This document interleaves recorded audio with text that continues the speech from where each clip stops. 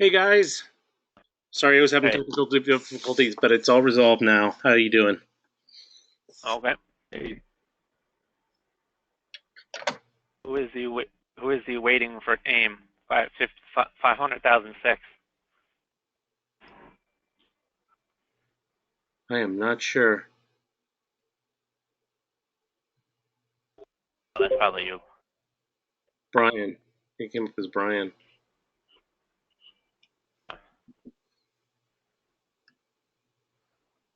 All right, guys, we're recording. Okay. Well, is there anybody else? Is Brian on? Is George on? Because this was. George is here. George is on. Bryant will not be attending. He is at a customer site, so I think we've got quorum now. This is Jeff. Okay. Hey, Jeff. Just wait for you to join the thing. The screen share. There's remote session. Yeah. Yeah. Join me. So let me pull up the what was that from yesterday? End of yesterday.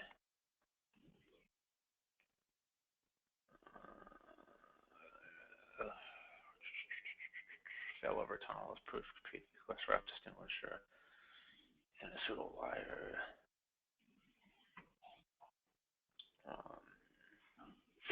Cleveland office, PE wholesale mesh optical.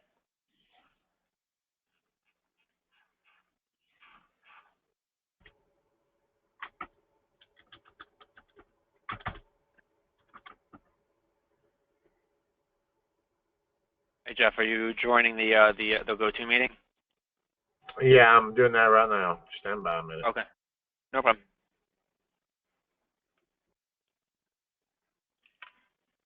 You guys can all see my screen? Yep. Yep, I can see you. Yep, sure can. Okay. It's getting to be two important routers, I guess.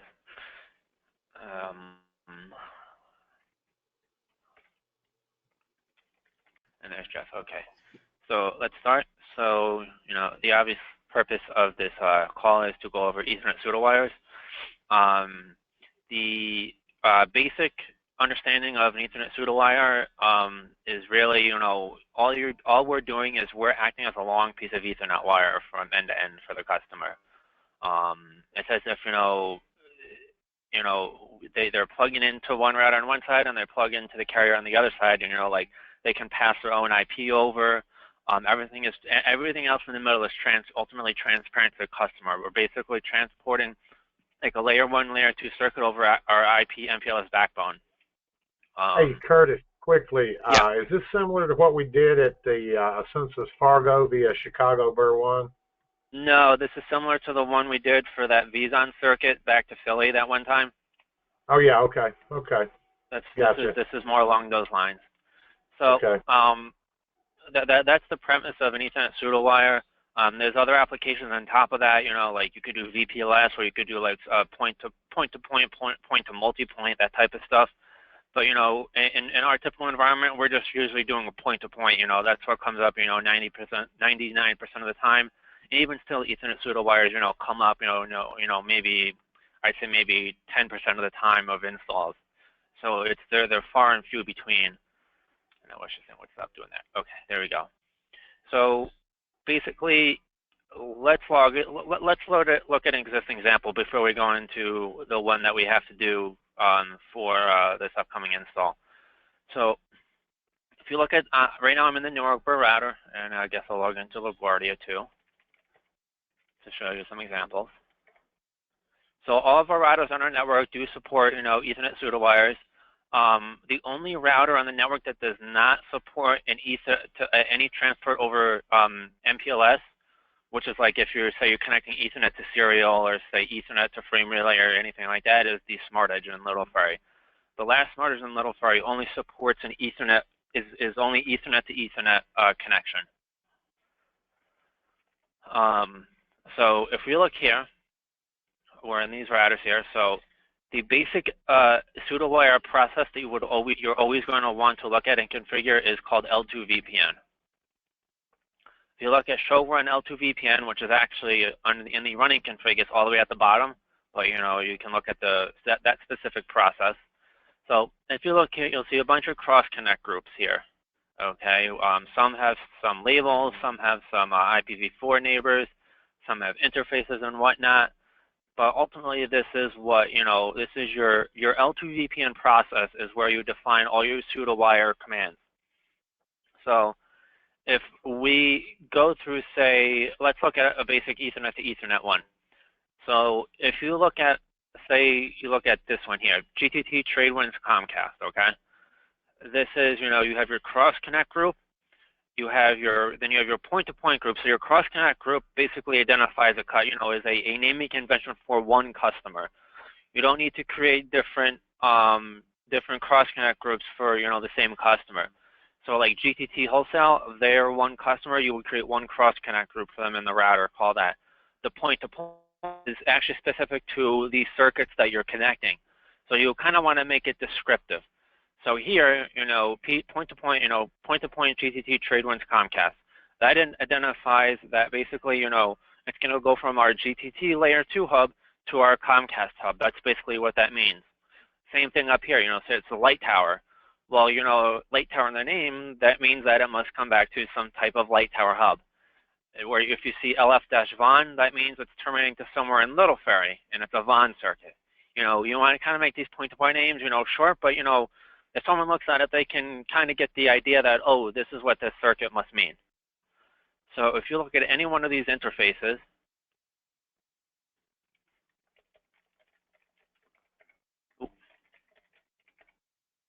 so if you look at the interface, this is the interface construct for a pseudowire, or an L2 VPN. You define it as an L2 transport on an iOS XR, that is. As soon as you make it an L2 transport, it identifies it as a layer 2 circuit. It no longer is layer 3 driven. Okay? So you can append your normal description, you append your normal encapsulation tracing the carrier, and then you always want to specify, you want to be able to, tunnel. This basically means that you're tunneling CDP, STP, spanning tree, and VTP. The layer 2 realm. I'll go over. I'm going to kind of go back to this in a few seconds. But something to note: on a regular layer 3 sub interface on a router, as soon as you append an encapsulation.1q, you're basically telling that router to add a VLAN of 29 or whatever it may be, according to the encapsulation.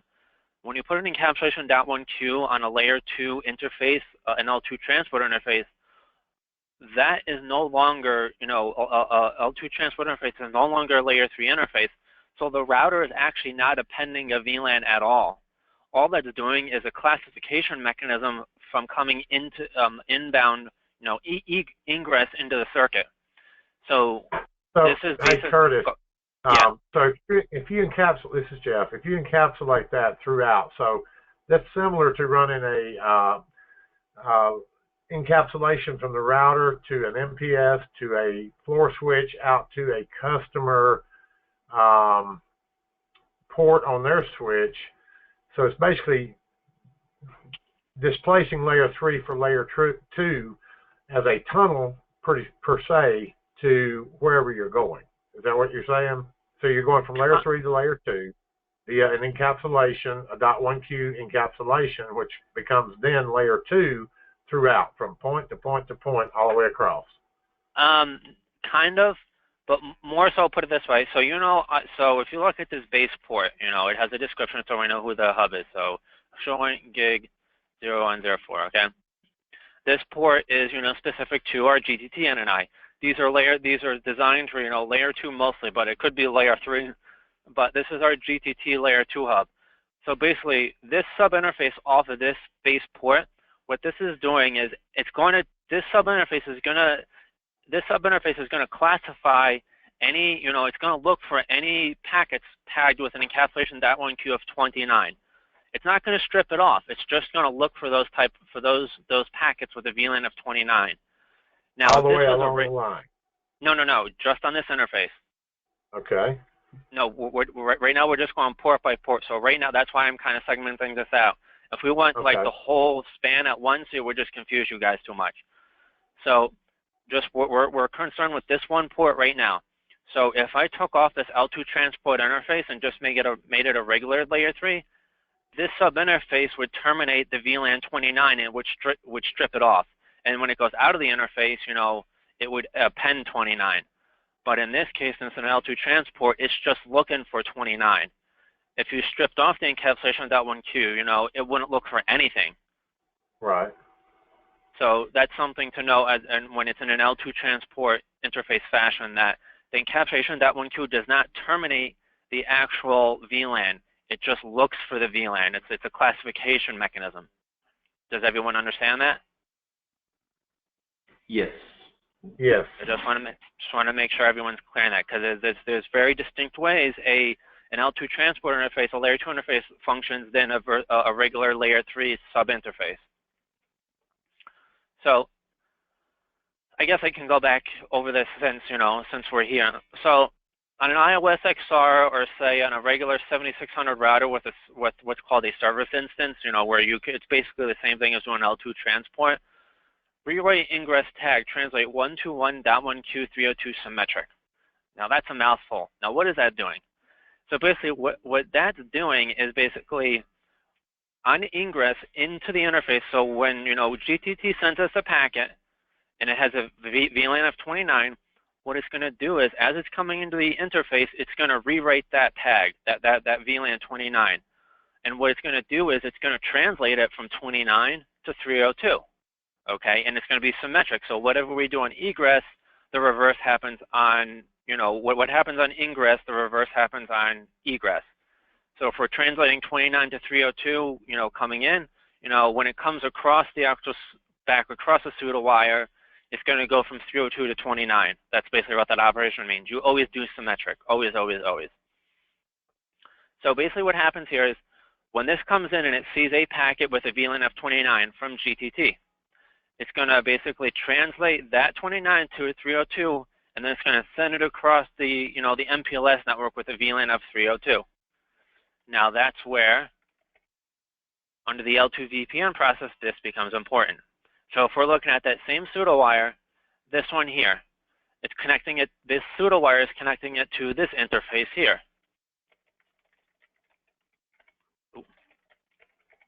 Now what this interface is doing. Is that what it is? I was looking at the wrong one. This one. Sorry, wrong one.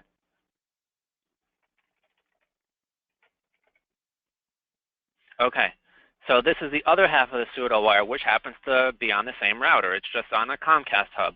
So, you know, we're taking in 302 from Comcast for this specific circuit. So it's going to look for VLAN 302 from Comcast. It's not going to strip it off. It's just going to look for it. It's a classification mechanism. And what's going to happen is it's going to basically rewrite that, you know, that 302, and it's going to translate it from 302 to 29. And obviously, you always do the symmetric keyword. So basically, you know, when you look at where is it? Right here. So what's happening is you're basically connecting any traffic coming from this sub-interface to this sub-interface and vice versa. So basically, you're essentially on the same router, you're connecting two circuits off of two different hubs together for the customer. So from the customer's perspective, if they have a router at the end of this circuit, wherever this may be, whatever site that is, and then they have a router at the end of this circuit, you know, wherever that may be, they can talk. So if they put a /30 or /31 at both ends of these circuits, they will be able to talk on the native VLAN with no VLAN appended. So that's almost similar to a NAT, where it rewrites the headers and then sends it out based on. So that's, I guess, a good way of thinking it. So it's kind of like a layer 2 NAT, if you will, but instead of it's kind of So it's basically a VLAN translation is what it's doing. This rewrite feature here. So in itself, this type of pseudowire is the most basic type of pseudowire. It's just, you know, connecting one port. If both circuits land on the same router, you're basically connecting it from one hub to another, you know, and of course, you know, you have to make sure you have your rewrite feature proper, or they won't be able to, you know, pass traffic. Translate, right. Does everyone? Quick question. I'm sorry. Go ahead. Hey, this is Jason. Quick question for you. As far as signaling that across the network, is it LDP? So it's MPLS, right? And you're using LDP across the backbone for signaling? Yes, yes, yes. We use LDP to signal. If it's a true pseudo-wire, but in this case, it's a local cross connect within the same router. It's just going from one interface that to the cross other. connect is built within the same interface on whatever router, and it spans across multiple routers, or can span, correct? Wait, say that one more time. I'm sorry. Okay, so in this case, you're doing your translation on a specific interface on one router, but that same translation can be spanned across multiple routers. Yeah, it appears. Yeah, if you look at that Access NE Peoria one, that's probably a good example of taking that to another route. Yeah. Would I be correct in assuming that, Curtis? Yeah, I just want to kind of start basic to give you guys an understanding of Sure. just the basic sense of connecting one circuit to another. Does everyone understand that going within one router? If the two circuits land on the same router, that's all you have to do. Yeah, I think it basically looks like that cross connect would be considered like a virtual circuit between two different circuits. Yeah, so to speak. Essentially. Yeah. And what you can do is so just to put this out there in the open. Dealing with pseudowires, you have very, very limited visibility as well as into seeing traffic. Like for one, you cannot see MAC addresses, you cannot see IP addresses. The only thing you can see is if the cross connect is up on our network and if there is packets flowing across the actual cross connect. And the way you can do that is this. So you do show cross connect. Actually, I'll put all of them if you want. But if you want to look at this one, you can actually look at group. Let's look at GTC. There's that one. Let's look at GTT wholesale. I'm not sure if I can get down to the point-to-point level. So it's basically only showing layer 1 connectivity between, even though it is layer 2. That's what you're saying, kind of, in a sense. It's like layer 1, but layer 2. Yeah. So this command you can see here, show L2 VPN XConnect. I specify the specific group, and it'll let you tab it out too, and then you can actually go to the actual point-to-point name, which is the XC name. So for this Comcast, you can see these types of packets here. So the only thing you can see is basically packets transmitting and receiving across the actual pseudowire. So here's a good indication if your pseudowire is configured correctly. If you see your packets across the pseudowire, across the attachment circuit, incrementing very slowly at a very slow rate, it's probably an indication that it's not configured properly. If you see your packets incrementing at a very quick rate and in a very very quickly and a large amounts, then that's probably an indication that it is configured configured properly.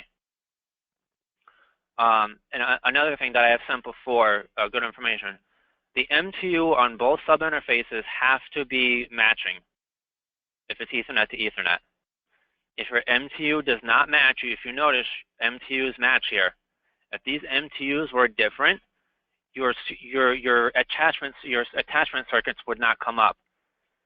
So if you did this, look for the group, so if your MTUs did not match, you would not have any upstate. This would be down or be unreachable. It tells you what they mean up here on the little legend. So that's just something to keep in mind, because that could throw you for loops sometime, and a 15-minute install could take hours if you forget about that. That would be similar maybe to OSPF and BGP as the timers and whatnot. That would be something related to. Well, OSPF timers and MTU, but when you're mentioning OSPF is a layer 3 protocol. We're just strictly dealing with a layer 2. Right.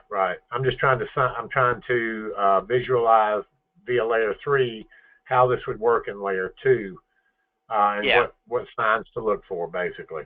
Yeah. So okay, let's go over another example. That's the most basic one. So let's go over, say this one here, access noise switch strategies. So if you notice here, again, it's under the L2 VPN process, and you're under an cross-connect group called Access Northeast Switch Strat. These two cross connect groups should actually be one. It should not be two different ones. I don't know why it was done that way. But so these circuits lie in two different routers. So this actually, if you look at this one here, show run, this actually comes off of the EXO layer 2 hub in Newark. Now you could look at the actual sub interface, and you guessed it, it's an L2 transport interface. So the tag that we're looking for EXO is 914, and so that means what we're doing is we're going to translate it before it goes across a pseudowire. We're going to translate it from 914 to 29. Okay. Now let's go to the LaGuardia Burr router.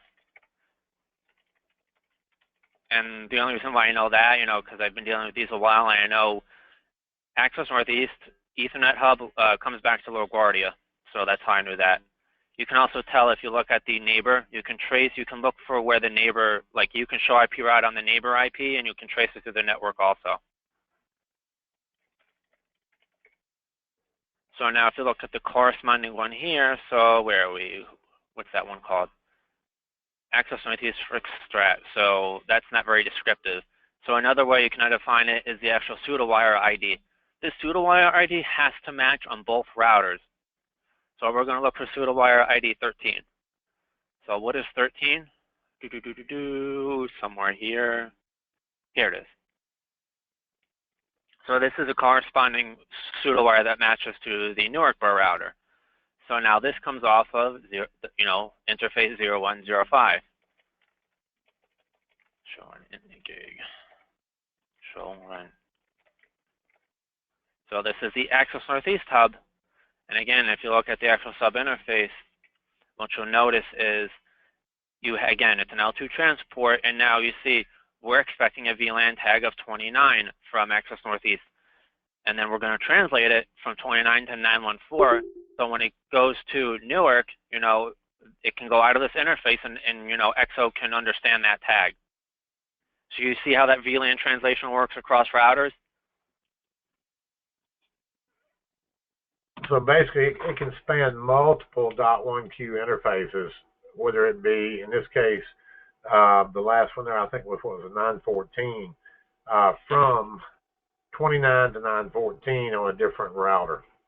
Yeah, I mean, all you're doing is you're translating, because like I said, as I explained at the beginning, an L2 transport interface is not like a regular layer 3 sub interface. A regular layer 3 sub interface terminates that encapsulation .1Q. It gets stripped off once it hits that interface. An L2 transport interface does not do that. All it does is it looks for that VLAN tag, and it looks for that VLAN tag, and it won't strip it off. So you have to do something to it in order for the other side of the pseudowire to understand it. And by doing that, you're performing the rewrite ingress feature. Makes sense. So, okay. So again, you it can do the could same get complicated though if you had multiple VLANs spanning across several different routers. Yeah, I mean, but the one thing that can get confusing, it keeps track of, is the actual pseudowire ID. If you look at here, this has to be unique to both routers, and it has to be free. You can't use 13 for another circuit on this router. So the way I've done that was show X connect. Oops, show L2 VPN X connect. This is the way I've done it. I've just looked at all of them and say, hey, here's all, if you look in the last column here, it gives you the actual pseudowire IDs. And you can look for a free one. But then you got to go to the other router, show L2 VPN X connect. And you also got to look for one that is free on this router too, and they have to match between both routers, the pseudowire ID. Another thing to note when you're doing an actual pseudowire like this one here, the neighbor here, this neighbor should be tied to show int L0. So on all the iOS XR routers, basically what you want to look for is the IBGP source address, and it's labeled. The neighbor IPv4 is tied to the IBGP source address. It's a format of a 172.19 number usually. And that's, if you notice here, like if you look at you see what the actual segment 2 is. You see how they're tied here to some 172.19. So you always want to usually look for, if you do show in LO0, that's usually that address. On the classic iOS routers, you know, like the Boston Burr router and the Philly Burr router, it's either LO0 or LO1. But again, it would be in the format of a 172.19 IP is what you're looking for the other side of that cross connect to tie the actual neighbor to. Does everyone understand that much so far? Hey Curtis, I got a quick question for you on the ID piece. What's the length of the ID? Like, could we use say an order number maybe for the Pseudowire ID?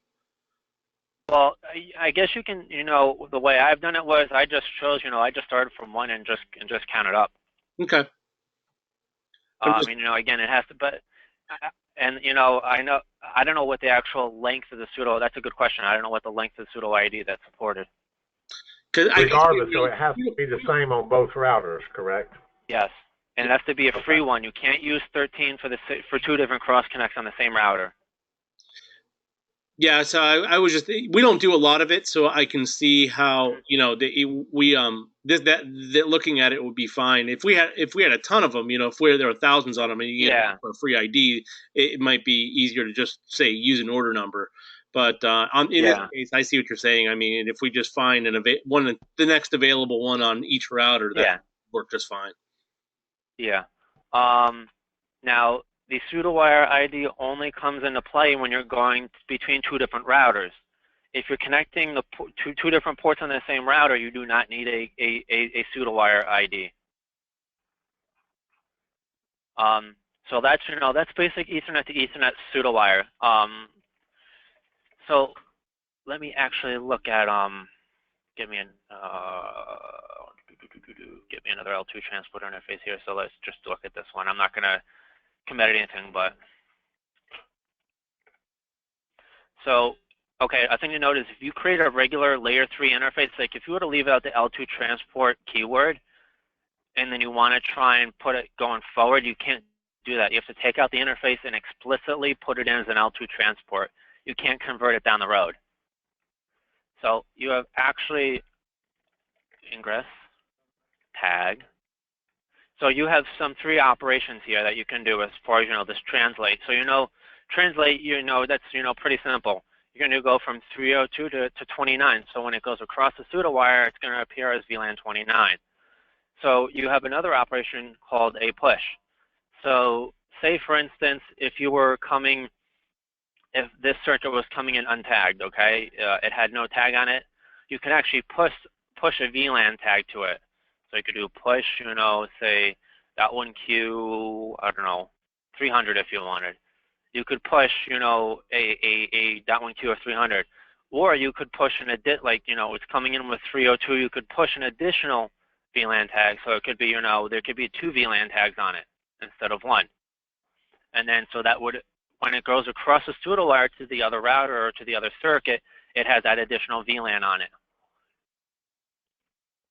You can also do an operation called pop. So just you know, as a push, it's the inverse of a push. So whereas push, when it comes into the circuit, you're pushing a VLAN tag.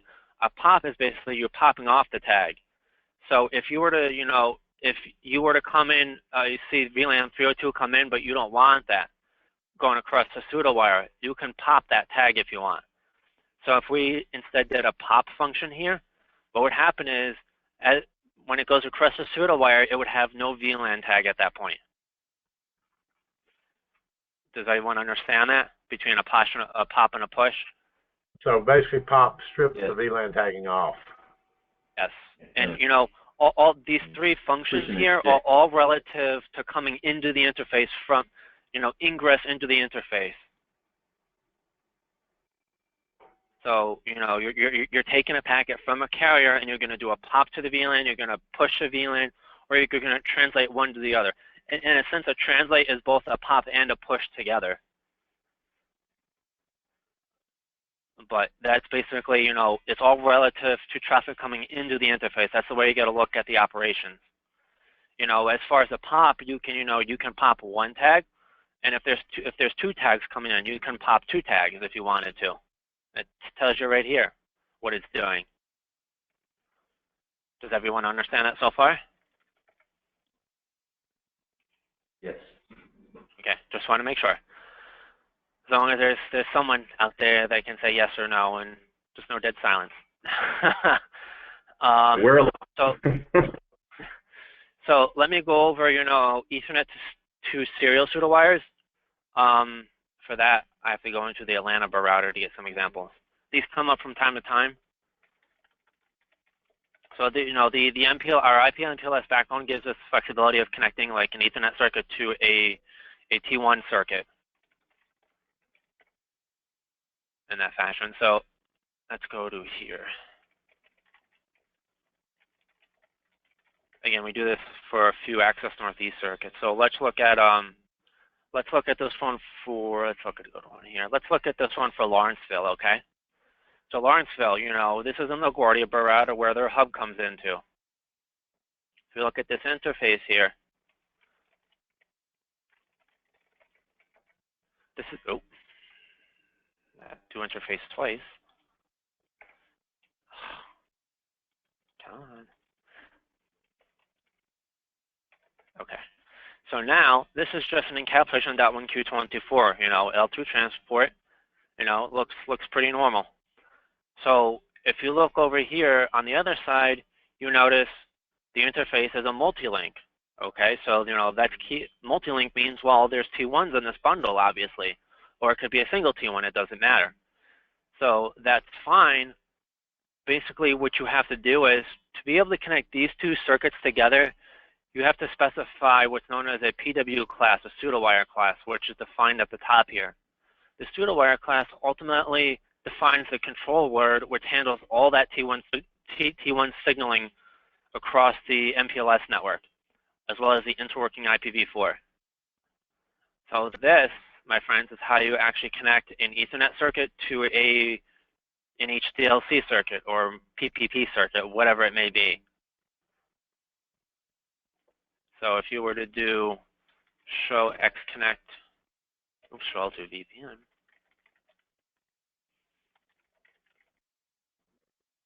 It's nice. The ASR lets you tab this stuff out.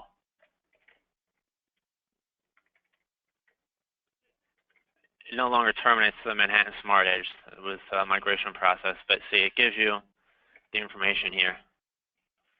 See, it tells you all the information you want, and it tells you the packets going across the pseudowire sent and received. Now, this MPLS static label, this is an old way of doing it. You do not need it if you're going between an ASR and an ASR or an ASR and a classic iOS router. It is not needed. The only time you need the MPLS static defined is if you're going between the ASR and the legacy Smart Edge and Little Ferry, which I'll show you as an example there.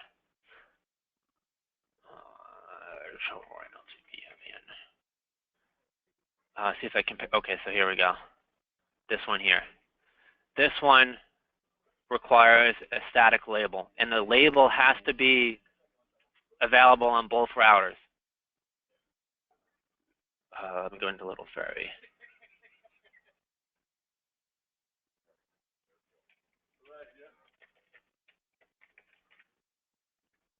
This is the last Smart Edge on the network, so you know it shouldn't come up too frequently, but you know it's there. In the Smart Edge, show config L2 VPN. Here it is. In the Smart Edge, it's a little bit different construct, syntax, whatever you want to call it. So it's under the L2 under the local context, it's under the L2 VPN process. And if you look at this, this is how it's configured.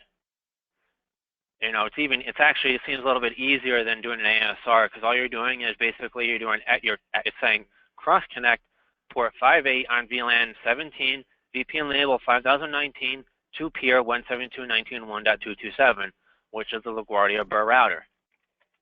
And then if you look at the actual port itself, you know, because the Smart Edge is a little bit different port, the way it's configured, you would do L2 VPN local. So basically, under this port, you're binding this cross connect here. But again, if you go between an ASR and a Smart Edge, you have to have the actual label, this like 5000 number here, which has to be on free on both ends. But any other router you go between, like an ASR and ASR classic iOS, like the Boston Burr router, the Philly Burr router, you do not need the MPLS static here. This is only relevant when you're interacting with the Smart Edge. And your normal neighbor stuff here. The Pseudowire ID actually is not used on the Smart Edge. It may create one inherently, but it's not explicitly defined. So that's the only, try it in your notes. The label, this MPLS static label here is only pertinent between the Smart Edge, the legacy Smart Edge on Little Ferry, and the ASRs. Anything else, you do not need this MPLS static label. But again, if you're going between if you're trying to cross-connect an Ethernet circuit and a T1 interface or a multi-link interface, then you need this PW class defined under the actual cross-connect. And you actually need it on both sides. So if you look, where are we? This was Nashville. So yeah, you need it on both sides here. If you notice here, anything with a Pseudowire class, pretty much you can tell right off the bat, the other side is most likely going to be a non-Ethernet circuit. Because again, that Pseudowire class, what that's doing is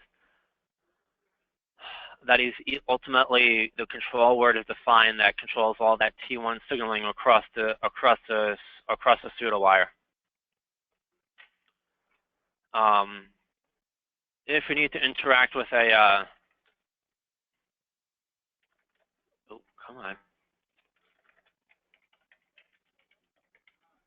If you need to interact with a classic iOS, like in a 7600 basically, can't get the right port. Nope, not that. That one, nope. 310. Sunguard. Nope. Here it is. Okay. So on a classic iOS, this is the way it looks like you do a Pseudowire. So you remember briefly I mentioned a service instance like in the beginning of the call. This is where this comes up. Your service instance is basically like your L2 transport interface. So under the main interface, you define a service instance, arbitrary number. I just chose 100. It's an Ethernet, and it's going to classify anything coming from the customer on VLAN 47. Okay. And then you're cross-connecting it to basically the neighbor IP, which is the LaGuardia Burr router. Again, here's the Pseudowire ID. So if you look for this, in here you will find it is right here. That Pseudowire 8 is right there. And again, this actually has another Pseudowire class. This is using this one here. To communicate with a classic iOS router.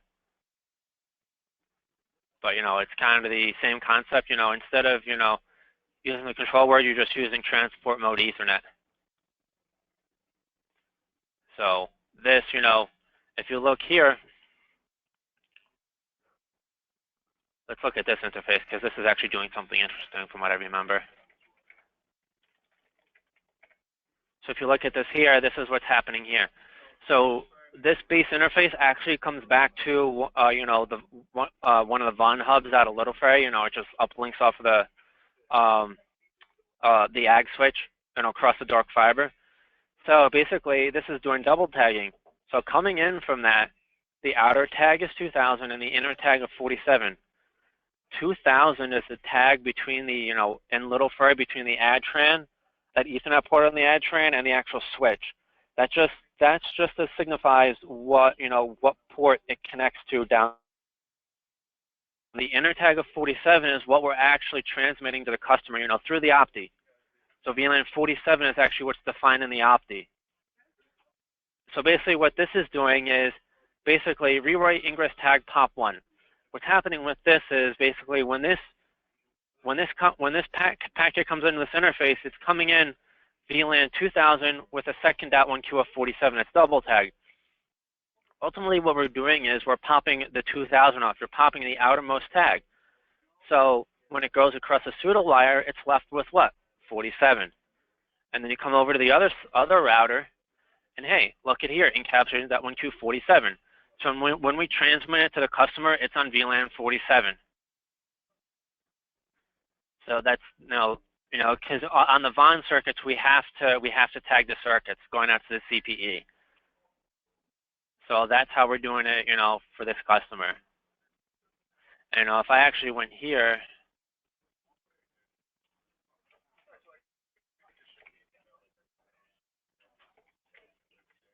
int gig 3311. So if you did here, you could actually, you can do the same stuff. You could do write ingress, tag. You can do the same thing as you're doing in the ASR. You could translate, you can pop, you can push. You can even do a little bit more, 2 to 2, 2 to 1, 1 to 2, 1 to 1, when you get freaking crazy. And actually the 7600 allows you to do a little bit more. You can actually rewrite egress too if you wanted, but you only have a need to rewrite ingress since that's what you're doing on the ASR. So does everybody have that so much so far?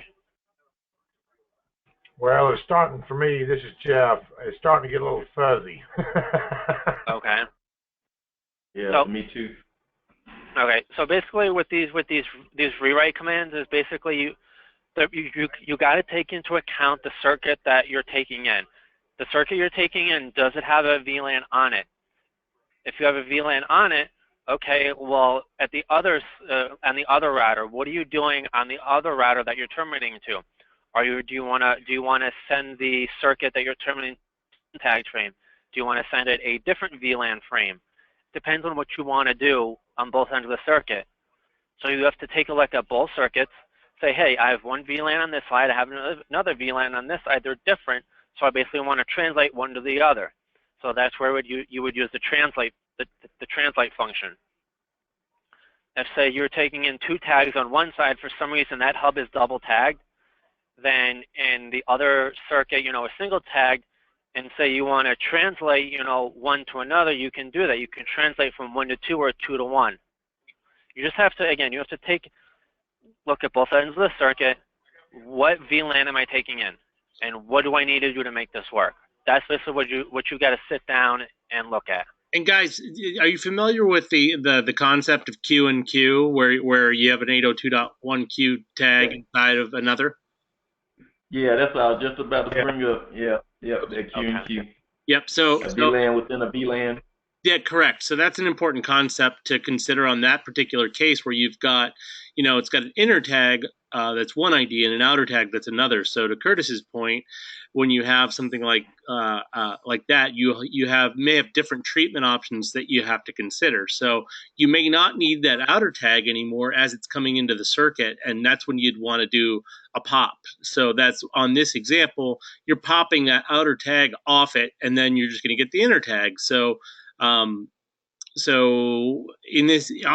Cisco terms, Curtis, is the second .1Q, is that the inner tag, and then the first is the outer? So 2000's the outer, and then on that line we were looking at, 47 would be the inner. Yeah, that's where I'm lost at. Which one is the local? And it would pass along that 47 rather than it would strip off one and pass the 47. Yeah, it's gonna pop the outer tag 2000.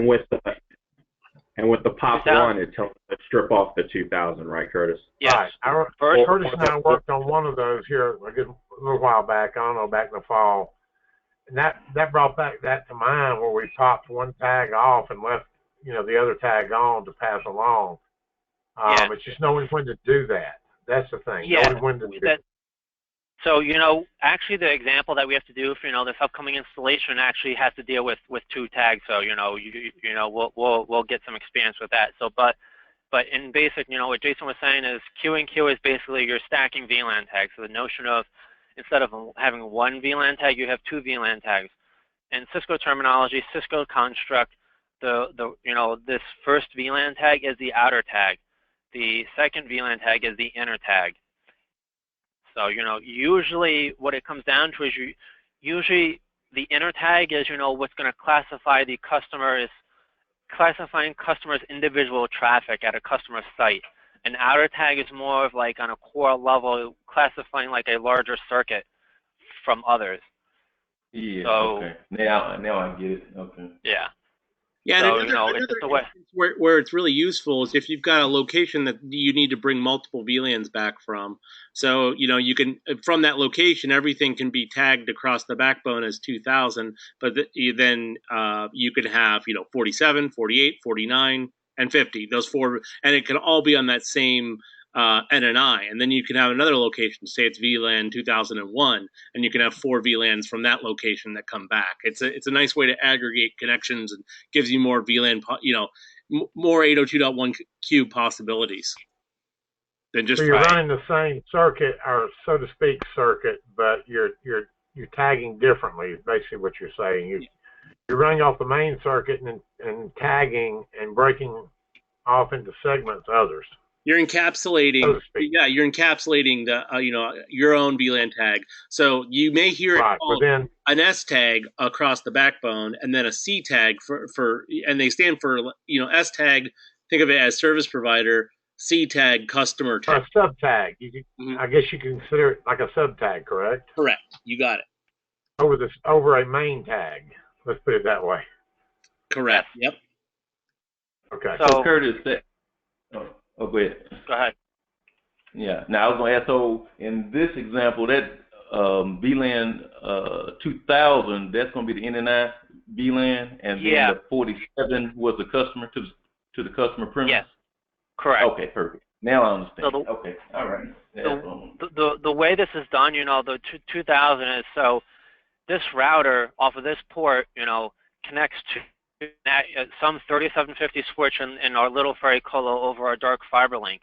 That aggregation switch has a gigabit Ethernet port that connects to one of our ADTRAN optis. So that VLAN 2000 is just a way of indicating what ADTRAN port it connects to in little ferry. Once it goes out of that port, out of that Cisco switch port to the ADTRAN, that VLAN 2000 comes off, and only 47 is presented to the opti, which goes to the customer. Q&Q is kind of situational, depending, it's a way of, like Jason said, of segregating traffic. It's not used on a normal case basis, kind of like a special application. Yeah. And by the way, when you encounter double tagging, you have to make sure every gear on the path, transport gear, has a higher MTU set, because every time you add a VLAN tag, you're adding 4 bytes. And if you have a link that doesn't have that increased MTU, you're basically that packet's going to die, because it can't pass through that link without a higher MTU. Do you understand what I'm saying? Yeah. Okay. So you have to add bytes to each segment along the way, basically. Yeah. Yeah. Basically, the MTU of the pipe has to be large enough along the way that can support those additional VLAN stacked. And that would equate to 4 bytes, correct? 4 bytes per VLAN. Right. Okay, I got it. Got that part. Yeah, across the entire NBS Fusion backbone, we have our MTU is at least 9,000. Put it that way.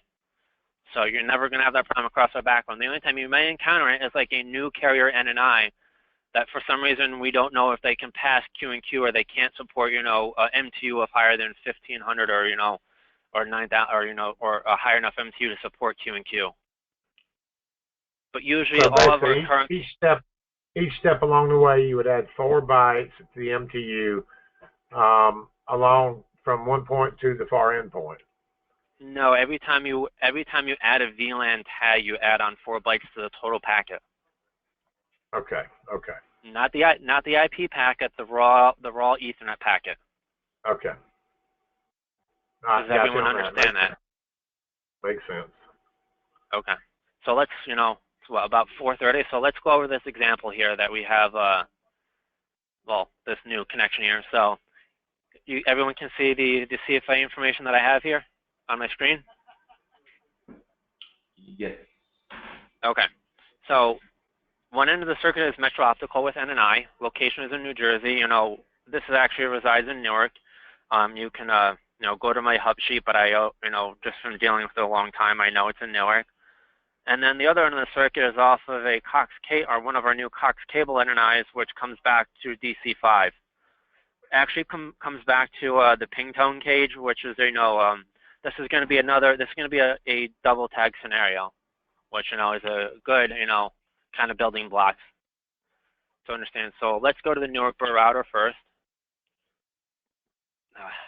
Again, minimize my window here. So in description, I forget what, what?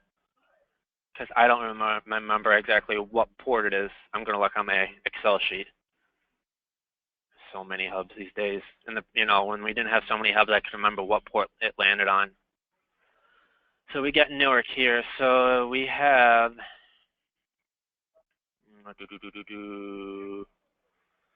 looking for it here. Oh, here it is. Metro Optical Layer 2. So this is on the Newark Burr router on port 40214.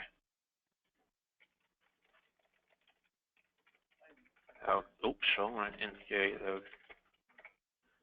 So here's our Metro Optical NNI, and you can see the MTU on the base port is raised already. If you increase the MTU on any base port on a Cisco, all sub-interfaces will inherit that MTU. So, just take that into consideration. So I feel like if you're trying to get OSPF for some reason up between like a legacy customer site and it's not coming up, you may have to set the actual, the sub-interface down to match with the MTU on the site. So, show into description include 0214. Oh, nope. I just want to make sure there's no sub-interfaces on VLAN 514 already, because you never want to have an overlapping VLAN and take down a customer. So we can see that 514 is not in use. So now we can define our interface int gig 0214, okay, dot 514.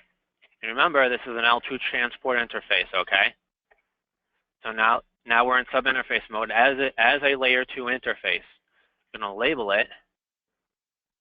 Do we have a circuit ID here? No, so we're going to do, what are we going to label this?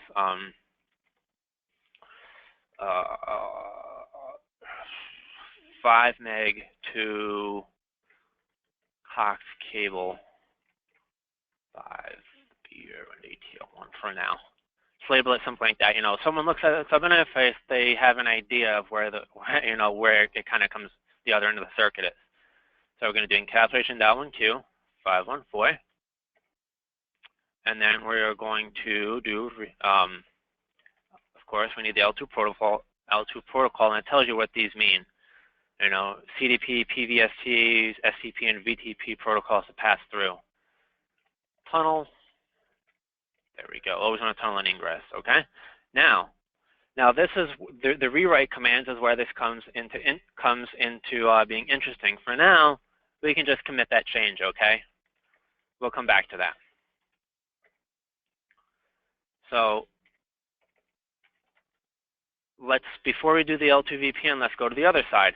So I have to get into the ping tone router just to show you briefly. So this comes back to BR, I forget which one.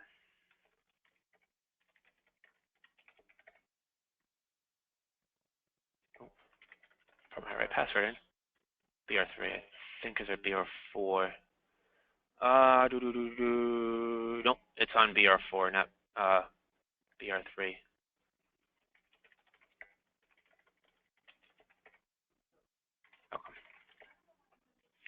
So the actual Cox cable NNI comes into gigabit 3.4 on BR4 in ping tones cage. So if you look at the config, you'll see some interesting information here. You'll see here's a Cox cable NNI, here's the hub circuit ID, matches what I guess that looks to be what it is. I mean, what they're describing, there's only one Cox cable NNI down here in ping tone as far as I'm concerned. So if you look at this is switchport access VLAN 2000, switchport mode .1Q tunnel. This makes it a Q and Q interface. So, you can stack VLANs across it. If you notice, the MTU is raised because it implies you're going to stack VLAN, so you have to increase the MTU. So what that basically means is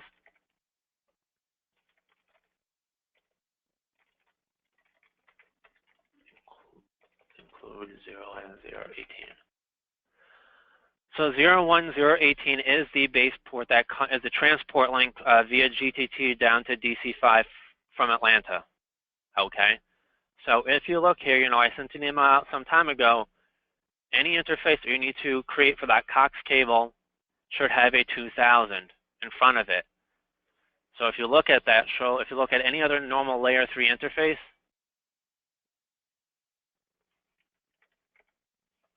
you see it's double tagged. So what that basically means is VLAN 2000 is the VLAN right here that identifies it on the ping tone network as the Cox cable NNI. And then, you know, the second .1Q, this is the actual VLAN that is transparent to the DC5 network. 2501 is the VLAN that we get from the carrier, from Cox cable. So basically, when this packet goes out of this router and comes all the way here to DC5, it's going to strip off VLAN 2000, and what's going to be left going to Cox cable is VLAN 2501. And, you know, the reverse is going to happen too. When Cox cable sends us 2501, VLAN 2000 will be appended as the outer tag. So when it comes up to this link here, you know, it can be identified on the sub interface. Does everyone understand what I just explained? As you know, how that basic function works with stacking VLANs?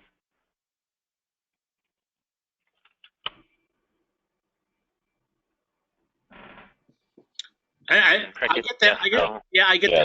I get the methodology. I guess I personally don't understand how the interface.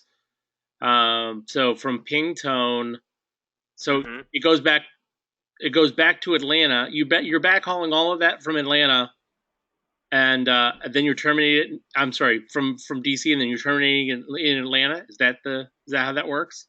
Yes. Because, you know, the ping tone network, the BR3 and BR4 are not fully integrated, you know, IBGP, the whole spiel. It's only eBGP with our networks right now. Got it. Okay. So basically, like any carrier NNIs we light up down, you know, for whatever reason before they're migrated to the ASR, you know, the new ASR down there, we basically put it as a Q&Q. Unfortunately, if that GTT transport link goes down, the customer circuit goes down. But, you know, for now, that's acceptable until we can, you know, get an ASR down there. Okay.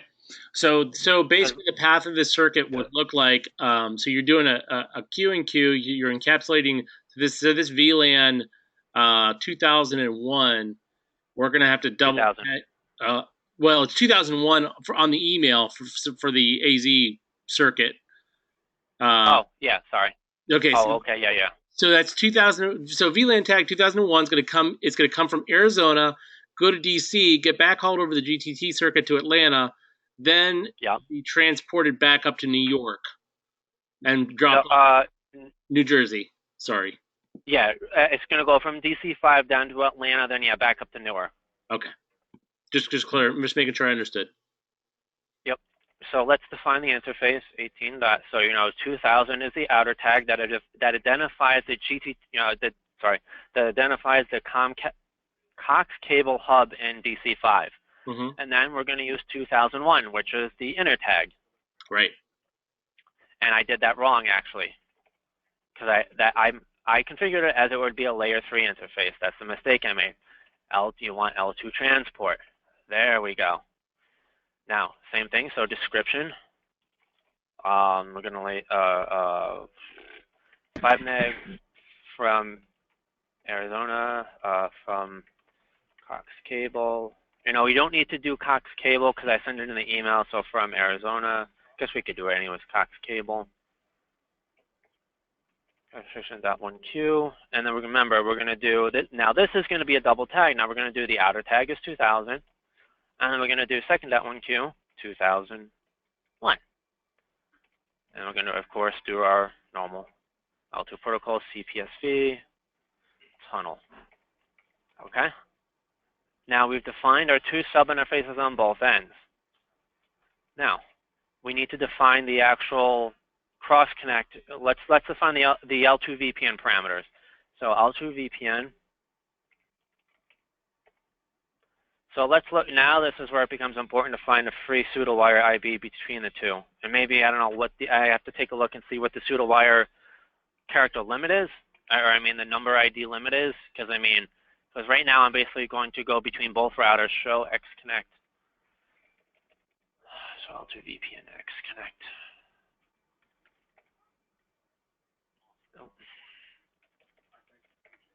So now I'm going to be going, looking on both routers, seeing what Pseudowire ID is free. And it happens to know that one appears to be free. One is not in use. So let's use one. So this is how we're going to construct the actual L2 VPN. So this is a Metro Optical. So L2 VPN, X-Connect group. Again, that lets you does not allow you to tab this out. Some things it does, some things it does not. So this point-to-point group is going to be labeled differently. So this is going to be called, I'm going to do LGA BR1. Oh, sorry, no, wrong one. EWR BR1, and we can go to ETL1. And I'll call it that, something descriptive, so we know where the circuit lands.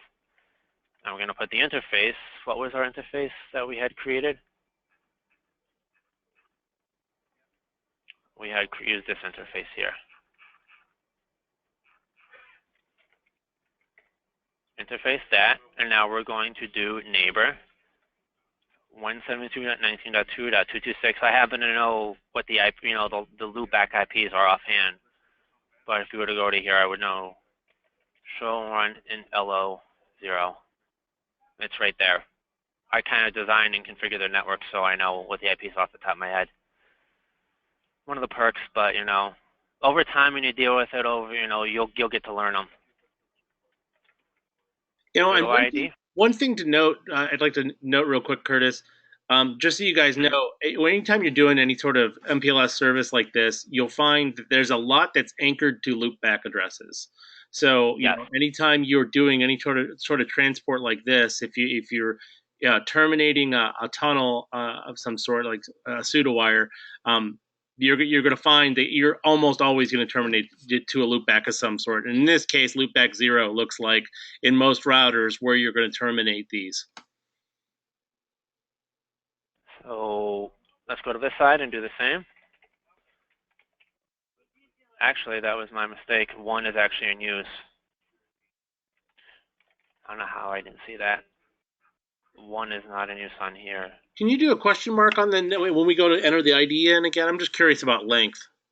I don't know. Hold on one. In iOS XR terms, I know in Juniper terms you should be able to fit in, 5 or 6 digits. Yeah. Pseudowire ID 8 is not in use.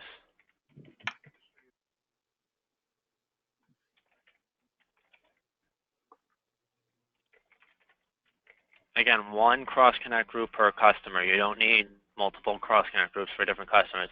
The point-to-point group is dictated for the actual circuit.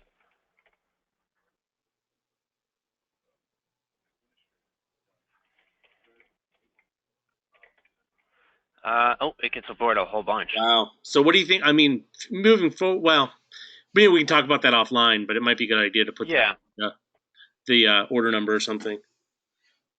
Something we know will always be unique. So here's the thing. So you cannot, if you go to change it, if you go to change the actual cross connect or the actual neighbor, it's not going to let you. You have to actually take it out first and then put it in again. It'd be a pain like that.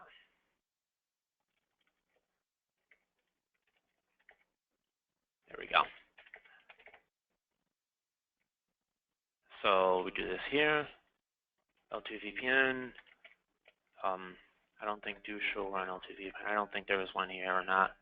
There is not anything called Metro Optical. Nope. So we're going to go X-Connect group Metro Optical point to point we're going to do this Atlanta BR1 to U1 BR1. Neighbor IPv4, 172.1.226 is Newark. And we're going to use 8, and we're going to commit that. Okay.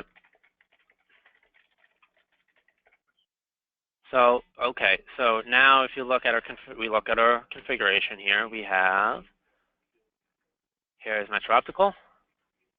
Where are you? Okay. And then we go to the other side, which is in Newark. We have Metro Optical on this side. Where are you? Here it is. Okay. So now we have our pseudowires. So now this is what we need to take into account. We're almost there, done, not quite. Okay. So remember, on Newark, we're coming in with a VLAN. We're going to VLAN at 514 from the customer, and from Cox Cable, we're going to expect 2001. But remember, it's double tagged, so you have 2 tags to deal with. So when it comes to the Burr router, you're going to see VLAN. It's going to be 2000 and then 2001. So basically, both have to be translated to 514, and then vice versa. 514 has to be translated to 2000 and 2001. So how do we handle that translation? Well, this is what I suggest we do.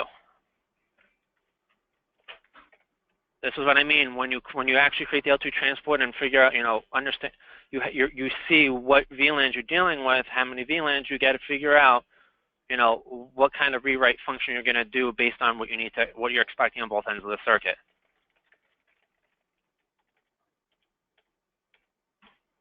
Find that interface. Show on int gig 0 to 1-4. Okay. Dot 514. So we're going to do this int gig 0 to 1-4. 514 L2 transport. So this is what we're going to do: rewrite ingress tag. I'm going to choose to do a translate. I'm going to go from obviously 1 tag to 2 tags. So it says right here. Replace the outermost tag with 2 tags. So I'm going to do that. .1Q. I'm going to push a VLAN of first 2000, and then I'm going to push a second .1Q of 2001. And obviously, it's always symmetric. Okay? So this is this half of the circuit. So now coming in, it's going to see 514 coming in. It's going to translate that 514 to 2000 with a second .Q of 2001. So when it comes across here, this sub-interface is going to understand it. And I obviously have let me step back for a second.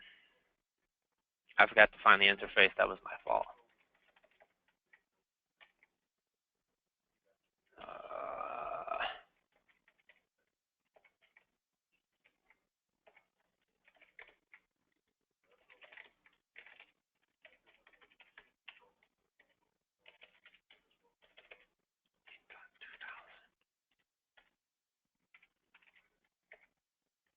That was my fault.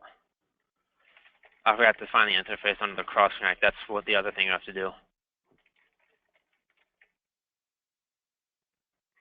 Yeah, here we go. Okay, much better.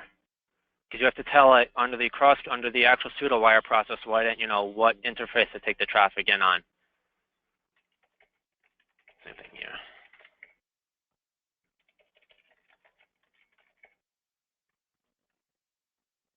Where are we, Metro Optical?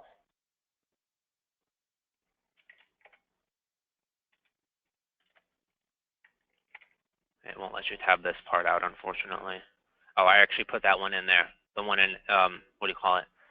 The one in Atlanta, I did not. But now it's in there. Okay. Show run int gig 01018.2000 2501. Okay, so now on this side, oh, that was 2001. That was my mistake. Oh boy. Okay.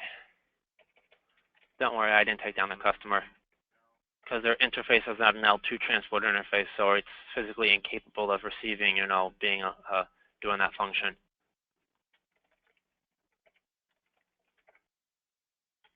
Let's use the right one, 2001. Okay,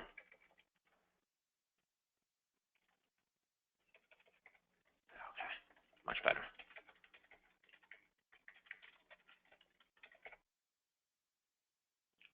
Here we go. Show run L2V, show run int gig 01018.2000.2001. Okay. Now we have to do a rewrite feature here. Int gig 01018.2000.2001. Okay. So now on this side of the circuit, you know, we're going coming across that GT2 transport circuit from DC5. We're going to be seeing two VLAN tags.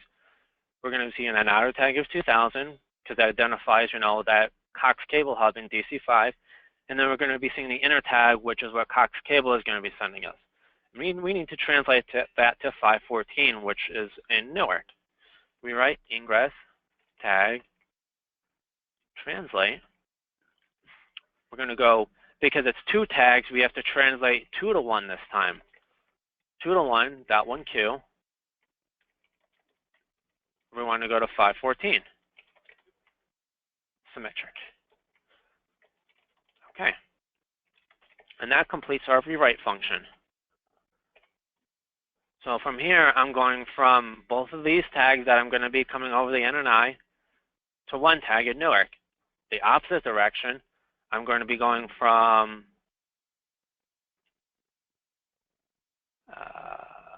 get that.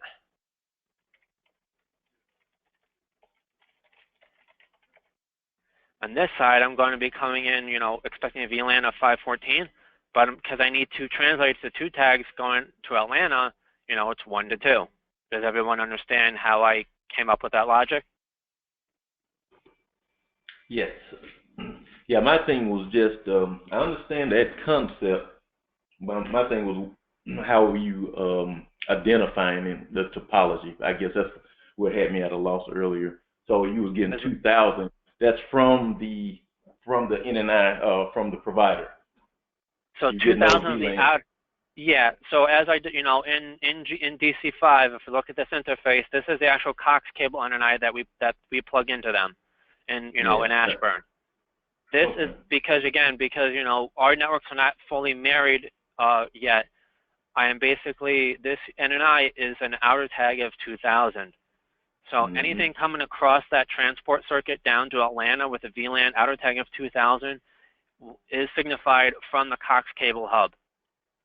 Yeah, got you. Okay. And anything after that, anything as an inner tag that you see there on, you know, the second tag is actually what we're getting from Cox cable that identifies the individual circuit.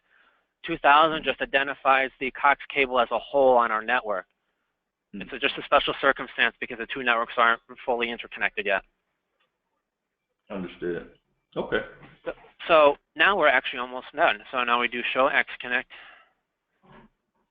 show L2VPN XConnect, group.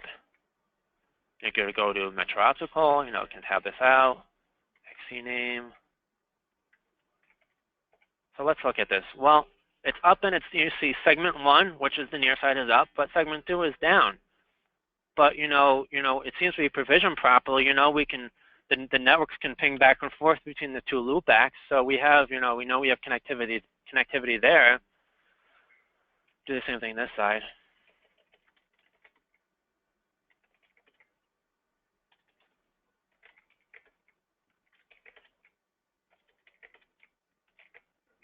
Oh, you're killing me here.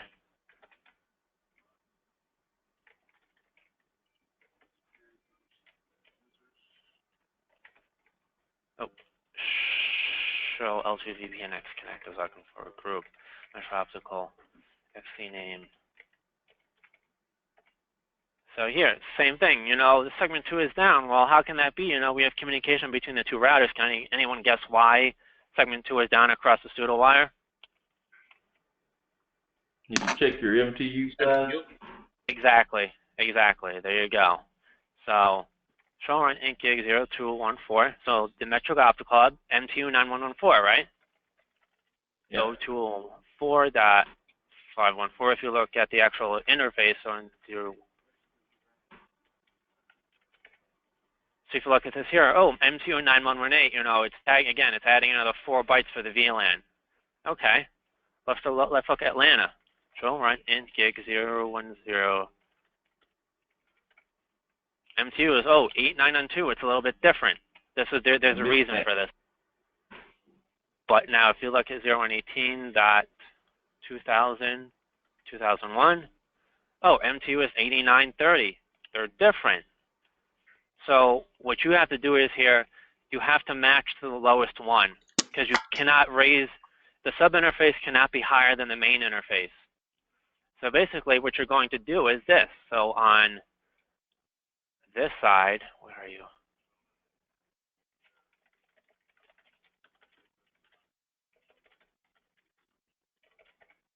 We're going to do MTU. So if this is 8930, right? So we're going to do 26.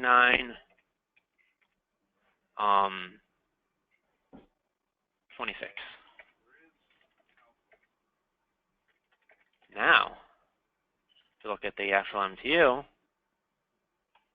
it actually made it 8926. Sorry. If you do it on the main interface, you know, on the sub interface, it adds a 4 byte. But if you do it on the sub interface, it actually takes what you actually put there. ASRs are kind of funky like that.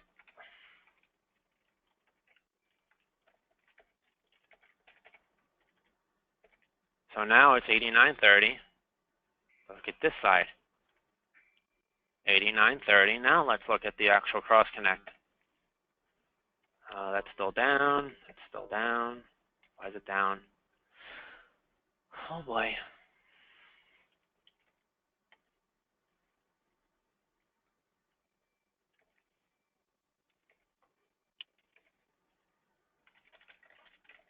Make sure I get my L2 VPN right. So we have here.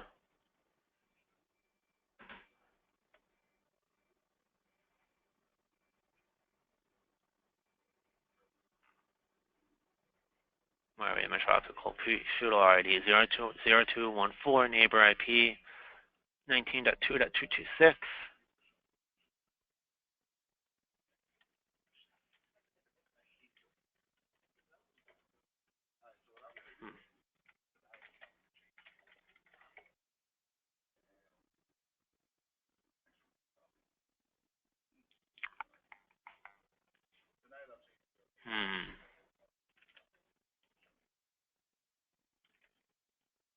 I'm figuring out why segment 2 is down. Both circuits, because I know both circuits are up.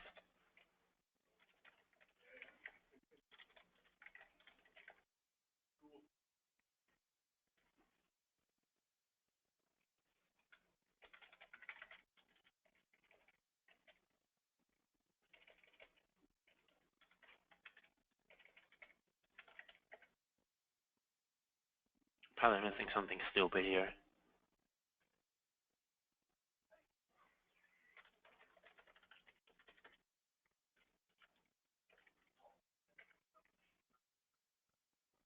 M2 is 918930.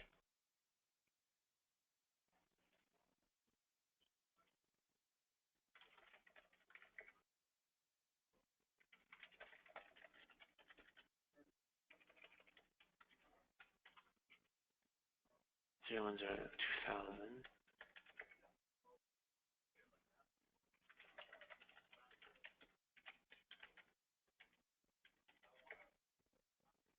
M2 is 9130. Outer says outer and inner. I wonder if I explicitly set this interface. Hold on.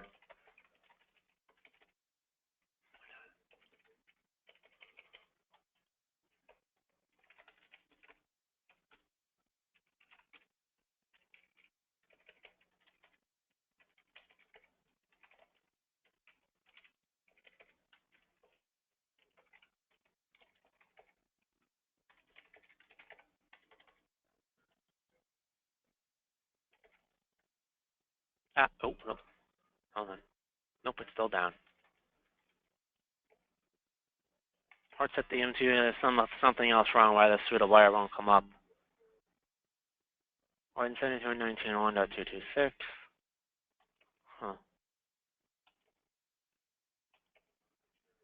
I'm not sure why it's not coming up, but I'll have to keep looking into it. But that's essentially the process that you would do it.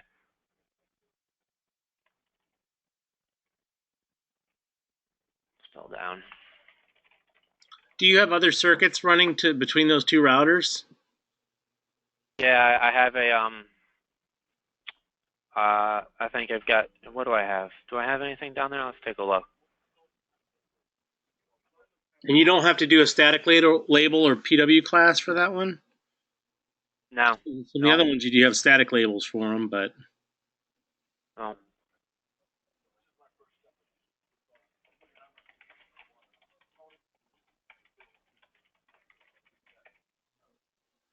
So I can ping back and forth to a little back. I have communication.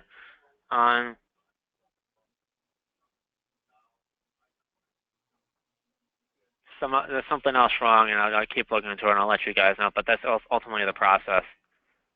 Okay. Not sure why right now. I'll stop. Again, we don't. These aren't done all the time.